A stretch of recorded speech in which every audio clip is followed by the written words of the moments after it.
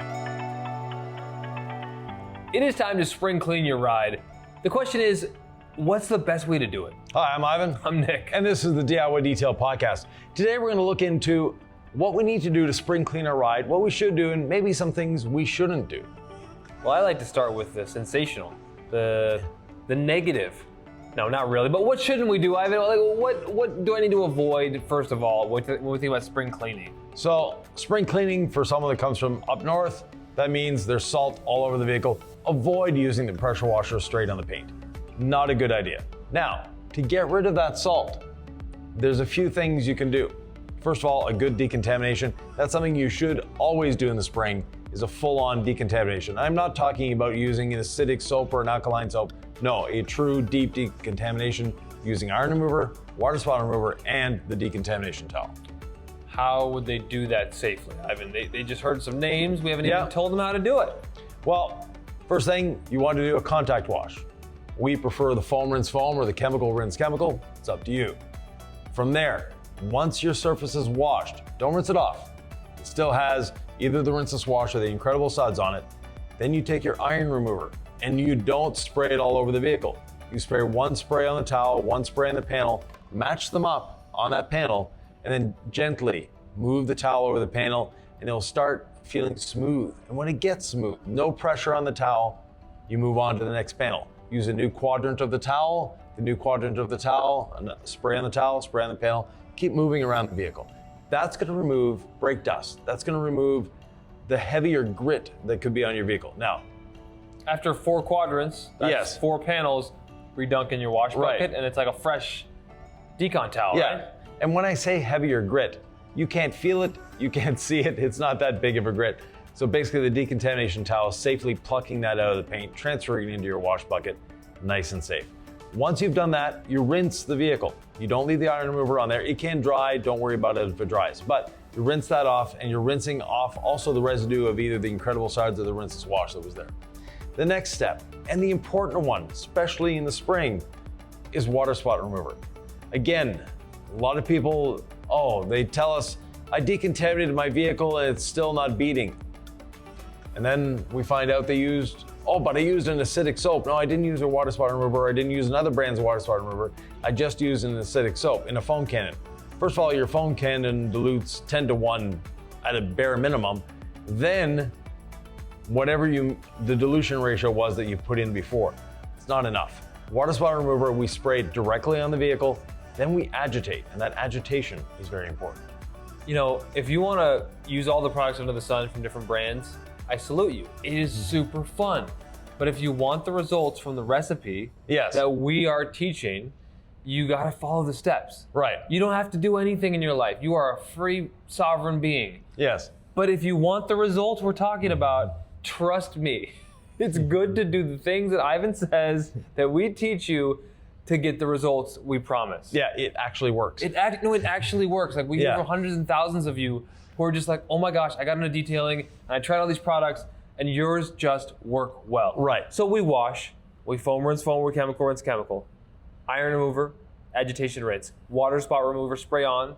Do we dilute the water spot remover? No, straight on, then we agitate it, then we rinse. Now we're ready to dry the vehicle. And we agitate it with a dampened towel. Yeah, a dampened towel from your wash bucket, low nap towel. You're not trying to remove it from the surface, you're just trying to spread it. And we have at least 50 videos featuring all of this. You can link at least one down below. 50 long form videos. Yeah, long exactly. YouTube videos. Where you actually get to see what we're doing. We're just not talking about it. But then comes the fun part. You have a choice to make at this point. Does your vehicle have protection on it? Did you have a coating on it last year, 2 years, 3, 5 years ago? That coating after this should be back to life. There should be some beading there. And a coating doesn't bead forever, but you'll see that the water sheets off, you have protection, because you do abrade the coating over time. And it's that abrasion that reduces the beading aspect of the coating. The chemical resistance is still there. But as long as you're seeing sheeting, you still have beading. But now you have a choice. And what do I want to do with that? We can do 3 things. One thing that I love to do after every wash is apply Envy ceramic sealant as my drying aid. Right. But that's not the only option, Ivan. No. Envy is a great option. Use it as a drying aid. One that I affection when I'm using a pressure washer is quick beads. It's simple, it's quick, it's efficient. Now, some of you have had issues with quick beads in the past. It's because you used too much and you probably didn't rinse enough. If you use too much, you need to rinse way, way, way more because it's a very powerful product and you don't need a lot on the surface. But quick beads, once you learn how to use it, it's phenomenal. It's quick, it's easy to buzz around the vehicle or splash your way around the vehicle with the pressure washer. Just does a great job. And you can use a garden hose, you don't need a pressure washer. So you could use quick beads. Yeah. You could use NV ceramic sealant. You could also, if you're really trying to do a deep spring cleaning item, yes, you could polish the paint. Right. Now, polishing, we have polishing to improve and we have polishing to deep clean. And that polishing to deep clean is our adhesion promoter polish. So our red waffle pad on a short stroke machine, 2 to 9 millimeter machine, and just lightly go over the surface. The tea tree oil that's in there, plus the other components, are going to deep clean that paint. If there's any remaining minerals, it's going to pull that out of the paint. Then check your beading again. You might be surprised that your coating is now really back to where it should be. Yeah, we're suggesting that someone has a ceramic coating already. But yeah, right, if they don't. If you don't have a ceramic spring cleaning, coating. you're right. Like, right, when is a better, I know we'd say get yourself coated before winter. And yes, that is a huge thing. Really, it's never a bad time. But when spring cleaning comes around, I mean, it is a time of renewal. Right. And there's no better way to renew your paint than polishing it, yeah, and ceramic coating it. Not everybody wants to ceramic coat. No. Not everybody should polish. Not everybody wants to polish. So we're starting to get into lots of different possibilities, lots of different situations, right, Ivan. So polishing a brand new car, the lightest polish you can do. You don't want to polish to remove paint, and you don't want to polish to remove defects. Little secret here, no detailer has ever removed a scratch by polishing. They've removed the paint or the clear coat around the scratch down to the level of the scratch. So think about it. You don't know how deep that scratch is, and now you're removing paint around it. By polishing, you're not filling the scratch, you're removing the paint around it. Therefore, no one's actually ever removed a scratch. So learn to live with some of your scratches and defects in your paint, because if you polish it too much, eventually you won't have paint anymore. Is that like a metaphor for life? I haven't figured that out yet. No, it was probably either not. Very deep or just very precise. Yeah, very precise, yeah. Sometimes I think about detailing and what it teaches us about life.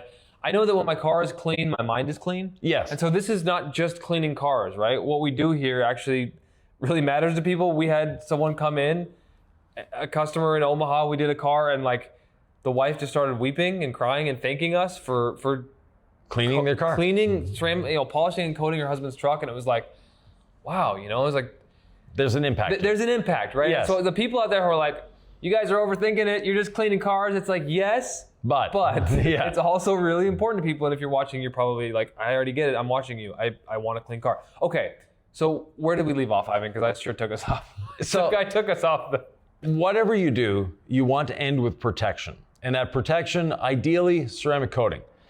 If coating isn't your thing, or you're afraid of ceramic coating because you've heard all these nasty rumors that they leave high spots and that they're hard to work with, and there's this and that, and you need special curing lights, and it has to stay inside for 72 hours.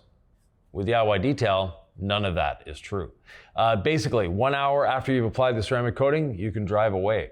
High spots, you've got an hour at least to wipe them off if you have any. With our system, it's very easy to not get high spots. The other thing is, your vehicle will be much, much easier to clean. That is something that a lot of people that are negative about coatings don't talk about. It's like, it really does help. The other aspect of a ceramic coating that some people might be scared of, it's permanent. Well, no, it isn't permanent. It can be polished off. A light polish and it's gone. So if you have a fear around ceramic coating, get rid of those fears.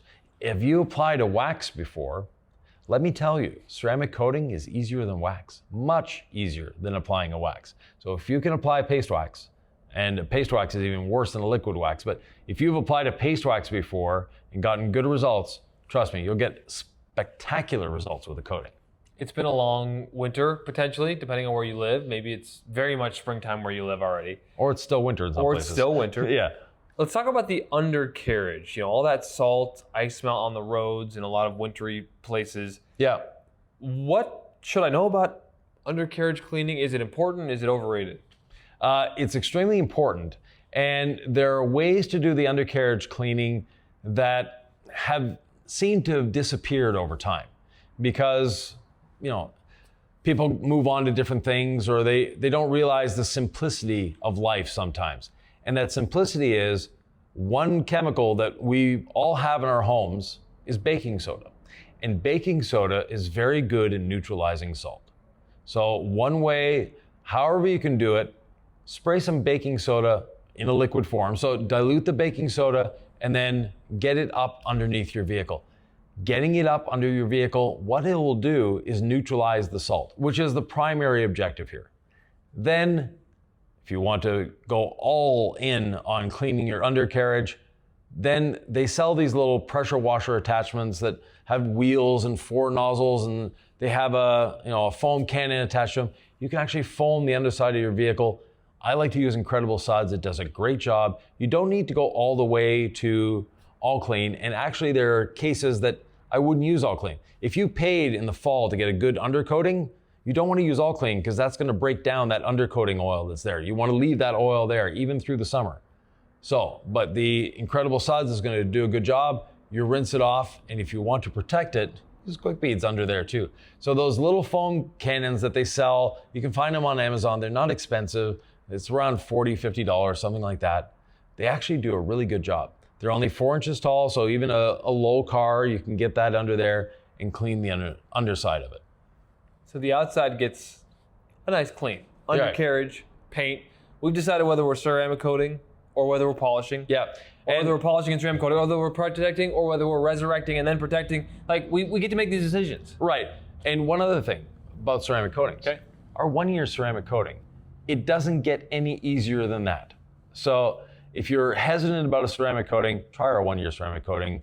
It will get you down that rabbit hole quite nicely. Ivan's always going to push you to wash this and decontaminate it and polish it and use adhesion promoter polish, right? The better you prep, the better the results. Your coating is going to perform. But I'm always going to say to the DIYer, the enthusiast, the person out there who doesn't know all the things that they don't know yet, and they're just like, what do I do? You can wash your car and you can put ceramic coating, our 1-year graphene spray coating, onto a towel.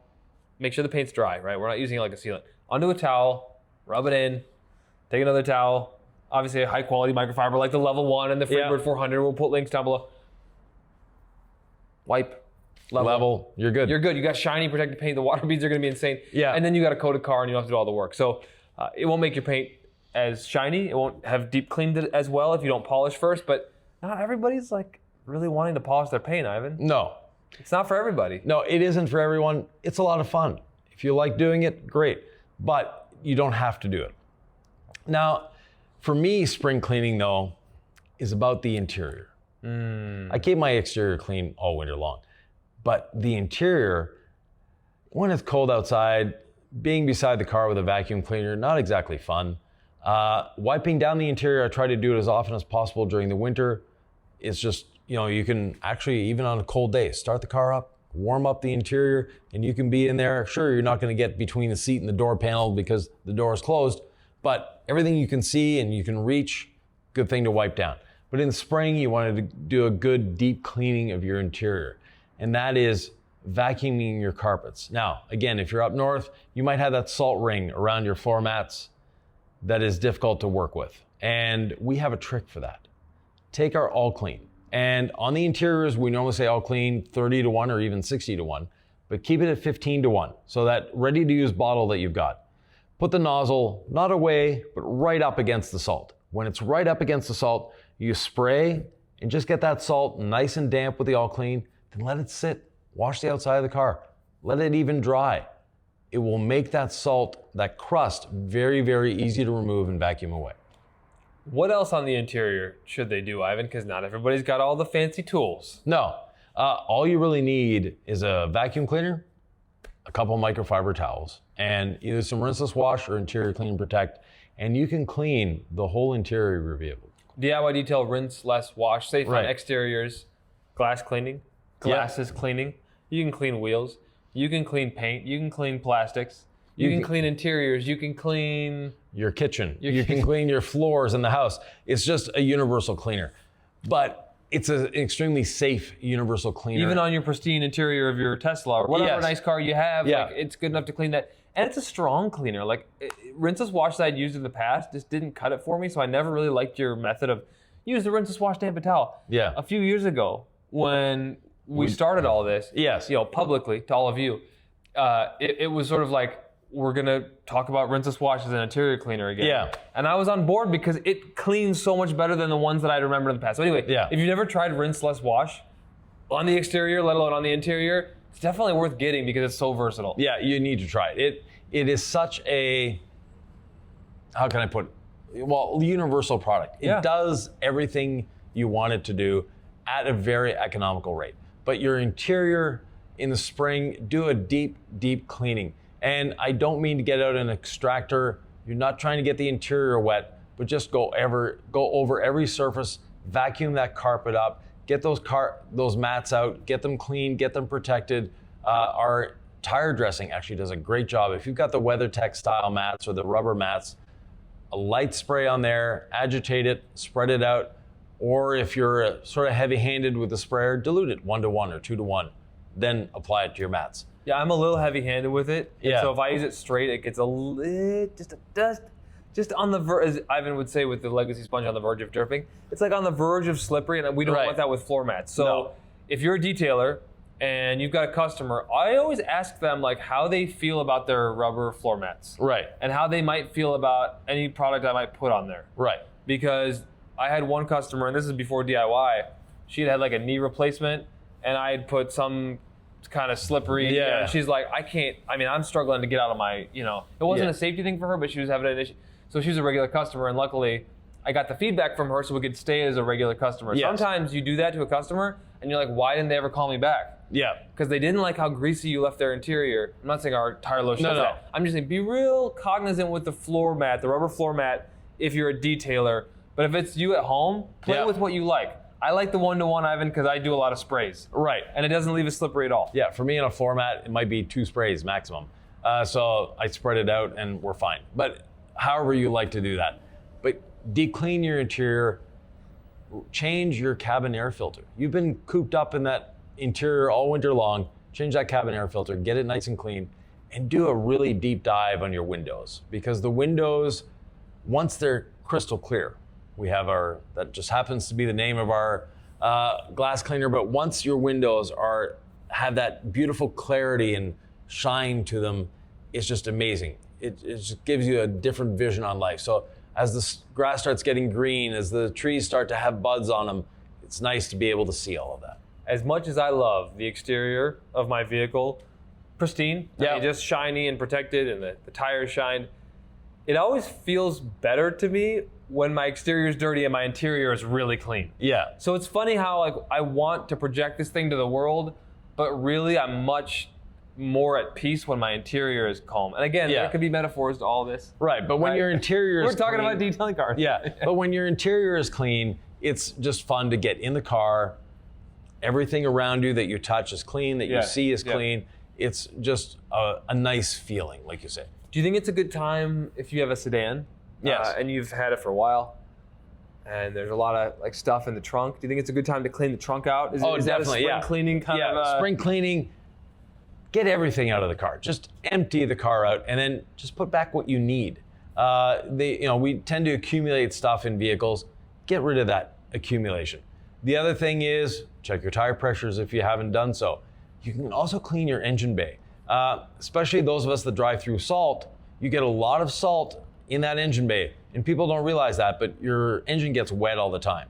And as you're driving down a wet road that's got salt on it, your front tires are spraying that up inside the engine bay, and you've got a lot of raw aluminum in a lot of engine bays. Aluminum and salt don't mix well together. So by cleaning your engine bay, it's going to extend the life of your vehicle, and if you have an oil leak, you're going to find it much, much easier.